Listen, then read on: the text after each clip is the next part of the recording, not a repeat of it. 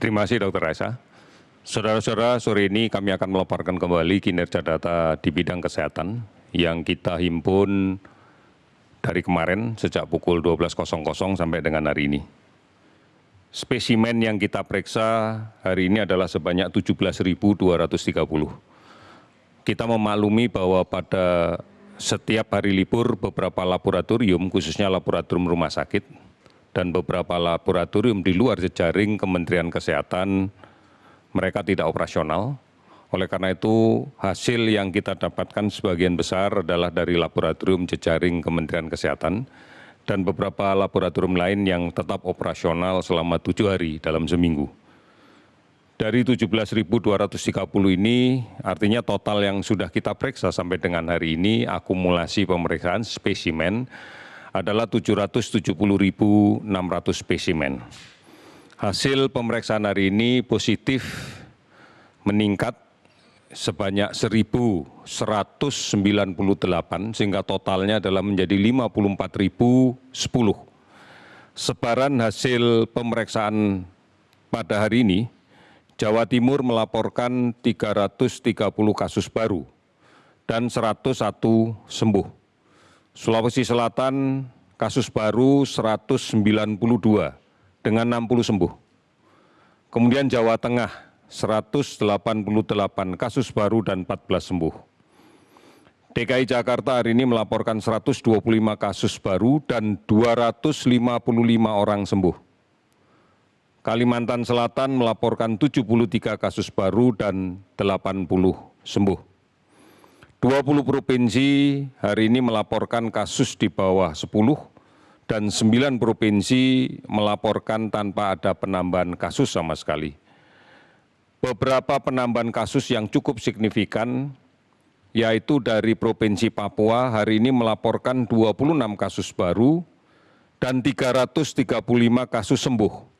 Data ini sebenarnya adalah data yang sudah kita kolek dari kemarin, namun belum terkonfirmasi secara orang per orang, hanya masih berupa data agregat. Dan hari ini sudah bisa diselesaikan secara administratif, memperinci data kesembuhan yang baru, sudah menggunakan data orang per orang, sebagai kelanjutan dari kasus konfirmasi positif yang sudah kita registrasikan dengan InnoCovid-nya di sistem pemantauan epidemiologi seluruh dunia yang kita laporkan ke WHO. Kemudian Kalimantan Timur ada 9 kasus baru dengan 11 sembuh. Maluku 6 kasus baru dengan 12 sembuh. Banten 3 kasus baru dengan 17 sembuh. Riau 1 kasus baru dengan 18 sembuh. Kalimantan Barat tidak ada penambahan kasus, 8 sembuh. Lampung tidak ada penambahan kasus, 7 sembuh. Total sembuh hari ini dilaporkan adalah 1.027, sehingga akumulasinya untuk kasus sembuh sebanyak 22.936 orang. Meninggal 34 orang, sehingga totalnya menjadi 2.754 orang. Kabupaten kota yang terdampak adalah 448 kabupaten kota di 34 provinsi.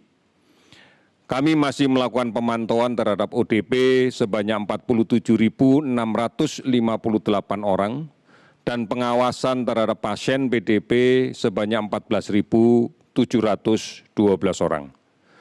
Saudara-saudara sekalian, mari kita pahami bersama bahwa penambahan kasus ini menggambarkan, sekali lagi menggambarkan bahwa disiplin, kepatuhan untuk melaksanakan protokol kesehatan masih belum sepenuhnya dilaksanakan dengan baik. Artinya masih ada orang yang sakit, yang terkonfirmasi positif, tetapi tidak melaksanakan isolasi diri dengan baik.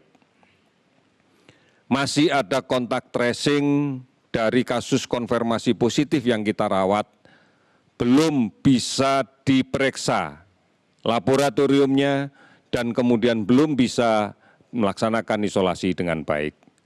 Masih ada kelompok yang rentan untuk tertular karena tidak patuh untuk menjaga jarak, tidak menggunakan masker dan tidak rajin mencuci tangan. Saudara-saudara, tempat-tempat yang sangat rawan dan memungkinkan terjadi penularan adalah di tempat di mana orang akan memungkinkan untuk bertemu, berkumpul dengan waktu yang cukup lama. Misalnya di kantor, kita harus memperhatikan betul pengaturan tempat kerja sehingga physical distancing atau menjaga jarak bisa dilaksanakan. Pastikan sekalipun sudah berada di kantor, tetap menggunakan masker dengan benar. Kemudian di pasar, ini adalah satu tempat yang paling rawan untuk terjadinya penularan. Oleh karena itu, pasti gugus tugas daerah akan melakukan pengaturan terhadap operasional pasar agar dipastikan semua pengunjung pasar, semua penjual yang berada di pasar bisa menjalankan protokol kesehatan dengan baik. Demikian juga di rumah makan, di warung. Dengan mulai banyaknya aktivitas yang dilaksanakan di perkantoran, kita harus memperhatikan betul saat jam makan siang yang dilaksanakan bersama-sama. Ini yang harus disadari bahwa inilah tempat-tempat rawan yang memungkinkan terjadinya penularan.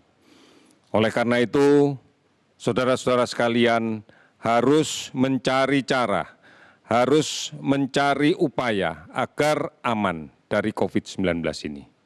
Ingat, apabila saudara-saudara yang aktif bekerja, kemudian terinfeksi, dan Anda pulang berada di tengah-tengah keluarga, maka sangat mungkin kontak Anda dengan anggota keluarga yang lain, dengan anak-anak kita, dengan saudara-saudara kita, dengan orang tua kita akan sangat memungkinkan terjadinya penularan.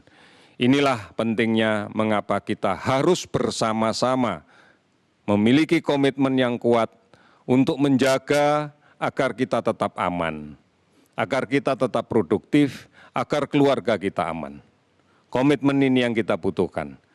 Yakin kita bisa melaksanakan ini. Oleh karena itu, saudara-saudara, sekali lagi, mari dengan bergotong royong kita hadapi bersama, kita tanggulangi bersama penyebaran COVID-19 ini. Kita pasti bisa. Terima kasih, selamat sore.